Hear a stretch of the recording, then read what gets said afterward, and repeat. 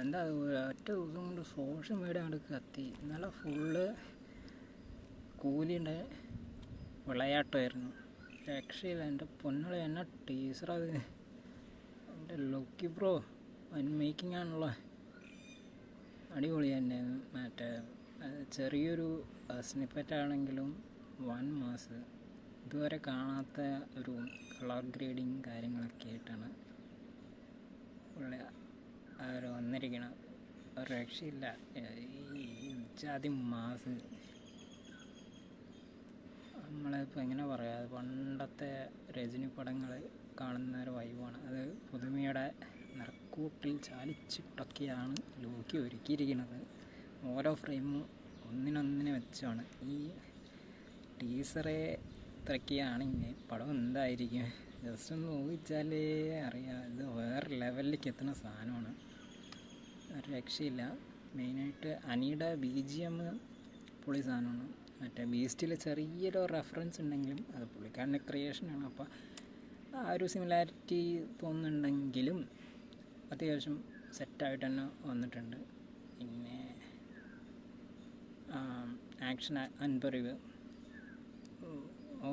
അതിനെക്കുറിച്ച് എക്സ്ട്രാ ഒന്നും പറയണ്ടല്ലോ, അറിയാമല്ലോ എങ്ങനെ ആയിരിക്കുമെന്ന്. അപ്പോൾ അത് ആ വഴിക്ക്.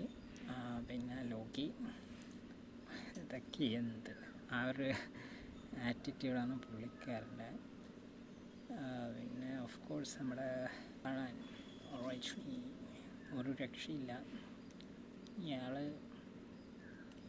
മരിക്കുമ്പോൾ പോലും ഇത്രയും ഗത്തായിട്ടായിരിക്കും ഇരിക്കുക. ലൈക്ക് അജാതി എനർജി ലെവലാണ്. ഒരു രക്ഷയില്ലാത്ത സ്ക്രീൻ പ്രസൻസും കാര്യങ്ങളും. ഒരു പൊട്ടിക്ക് പോലും താഴില്ല എന്ന് ആശയാണ്. അങ്ങനെ മെയിൻറ്റെയിൻ ചെയ്യട്ടോ, ഒരു വിഷയമല്ല. പിന്നെ അത് കഴിഞ്ഞിട്ട് നമ്മുടെ കൽക്കിയുടെ ടീസർ ഒരു രക്ഷയില്ല. അത് വേറെ ലെവല് സാധനമാണ്. ഹോളിവുഡിൻ്റെ സ്റ്റൈൽ പിടിച്ചിരിക്കുകയാണ്. പക്ഷെ അവർക്കും ആ ഒരു ഇതുണ്ടായിരുന്നു. അവരുടെ സ്റ്റോറി ബേസ് ലൈനും മറ്റേ ബ്ലേഡ് റണ്ണർ ആ ഒരു കൈൻഡ് ഓഫ് മൂവിയാണ്. പക്ഷെ അത് അവർക്ക് ആ ഒരു സിമിലാരിറ്റി തോന്നാതിരിക്കാൻ വേണ്ടി ട്യൂക്ക് ചെയ്തിട്ടുണ്ടെന്നൊക്കെയാണ് പറയുന്നത്. എന്നാലും പ്രഭാസ് ഒരു രക്ഷയില്ല. ആ റോളിന് പറ്റിയ കാസ്റ്റിംഗാണ്. നമുക്കൊരു അൺനാച്ചുറലായിട്ടുള്ള ഒരു ഫീലിങ്ങും ഇല്ല. കറക്റ്റ് ഫിറ്റാണ് പുള്ളിക്കാരൻ. എന്തായാലും hoping to see that to.